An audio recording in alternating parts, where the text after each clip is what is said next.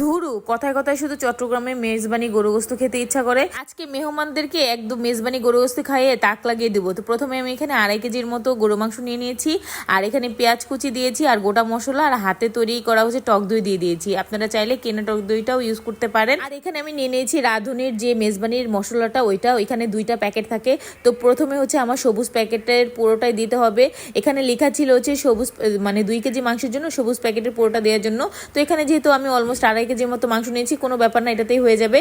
তারপর আমি এখানে দিয়ে দিয়েছি 2 টেবিল চামচ পরিমাণে আদা রসুন বাটা, আর হচ্ছে 2 টেবিল না, মানে 1.5 টেবিল চামচ পরিমাণের শুকনো মরিচের গুঁড়া, আর অল্প একটু পরিমাণে হচ্ছে হলুদের গুঁড়োটা হচ্ছে একদমই অপশনাল, এটা দিলেও দিতে পারেন, না দিলেও সমস্যা নেই, আমি জাস্ট একটু কালারের জন্য দিয়েছি।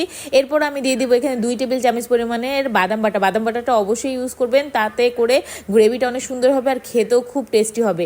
তো আমি এখানে আবার লবণ দিয়ে আবার একটু সরিষার তেল দিয়ে ভালো করে হাতে মাখিয়ে নিয়েছি। এরপর হচ্ছে আমি মাংসটা চুলায় বসিয়ে চুলার আঁচটা হচ্ছে একদম হাই হিটে করে দিব। তারপরে হচ্ছে আমি খুন্তি দিয়ে মাংসটাকে একটু ভালো করে নেড়ে চেড়ে নিচ্ছিলাম। নেড়ে দিয়ে হচ্ছে এটাকে ঢাকনা দিয়ে ঢেকে রাখবো 10 মিনিটের জন্য। 10 মিনিট পর হচ্ছে আবারও ঢাকনাটা তুলে এটাকে একটু আবারও ভালো করে নেড়ে চেড়ে দেবো। কি দরকার বলেন তো আমাদের কষ্ট করে এত দূরে একদম মেজবানি গরু গোস্ত খেতে যাওয়ার জন্য?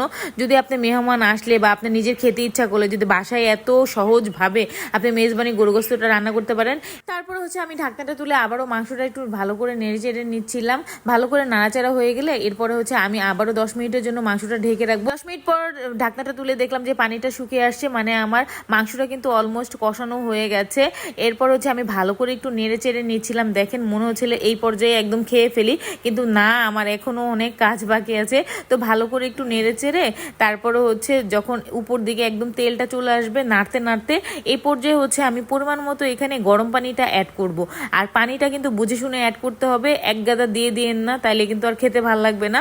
পরিমাণ মতো একটু গরম পানিটা অ্যাড করে আমি একটু ভালো করে আবার একটু নেড়ে চেড়ে নিচ্ছিলাম। ভালো করে মানে চেক করছিলাম যে পানিটুকু আমার আর কতটুকু দরকার। তো পরিমাণ মতো দিয়ে যখন পানিটা বলক চলে আসবে এরপর হচ্ছে আবারও আমি ঢেকে রাখবো 10 মিনিটের জন্য। 10 মিনিট পর হচ্ছে আমি ঢাকনাটাও তুলে এই পর্যায়ে আমি ভালো করে মাংসটা আবারও একটু নেড়ে নিচ্ছিলাম, ভালো করে নাড়ানাড়ি করে তারপর পাশে চলে আবার আমি এটার মেন প্রসেসে চলে গেলাম। এই মাংসের কিন্তু একটা লাস্ট একটা স্টেপ আছে, সেটা হচ্ছে পোড়ন, মানে মাংসটা হচ্ছে এইটা বাগা দিতে হবে। তার জন্য হচ্ছে আমি সরিষার তেল নিয়ে নিচ্ছি একটি কড়াইয়ের মধ্যে, আর এখানে বেশি করে পেঁয়াজটাকে আমি একটু হালকা করে বেরেস্তা করে নিচ্ছি। হালকা বলতে একটু লাল লাল করে বেরেস্তা করে নিব।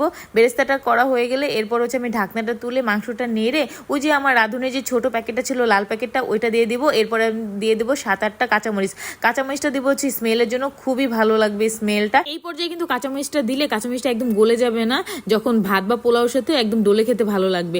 এরপর সব মশলা দিয়ে যখন একটু নেড়ে চেড়ে নিলাম, তারপর হচ্ছে আমি পোড়নটা যে রেডি করেছি পোড়নটা দিয়ে আমি সাথে সাথে ঢাকনা দিয়ে ঢেকে রাখবো, যাতে করে মানে ঢেকে রাখলে পোড়নের স্মেলটা পুরো মাংসের গায়ে ছড়িয়ে যায়। তারপর ঢাকনাটা কিছুক্ষণ পর তুলে দেখেন কত সুন্দর মানে তেলটা ছড়িয়ে গেছে আর স্মেলটাও পুরো মাংসের গায়ে একদম লেগে গিয়েছে। আর এই পর্যায়ে দেখেন কাঁচামরিচটা কিন্তু একদম গলে যায়নি, জাস্ট হালকা একটা কালার চেঞ্জ হয়েছে এই আর কি। আর শুনেন, প্রথমে যে আমি বাদাম বাটাটা অ্যাড করেছি ওটা কিন্তু স্কিপ করবেন না। এই বাদাম বাটাটার জন্য কিন্তু আপনার এই মেজবানির গোস্তটা আরো বেশি টেস্টি হয়, আর গ্রেভিটা অনেক সুন্দর হয়, একদম পাতলা পাতলা হয় না, মানে একটু ঝোলঝোল হয় না, খুবই সুন্দর একটা গ্রেভি হয়। অনেকে কিন্তু এই মেজবানি গরু গোস্তটা একটু পাতলা টাইপেরও করে থাকে, মানে ঝোলটা।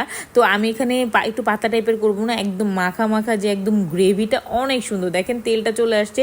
এরকম একটা মেজবানি গরু গোস্ত হলে আর কি লাগে বলেন? বিশ্বাস করেন আমি নিজে রান্না করছি বলে তা না, একদম এক কথা জাস্ট অসাধারণ হয়েছে।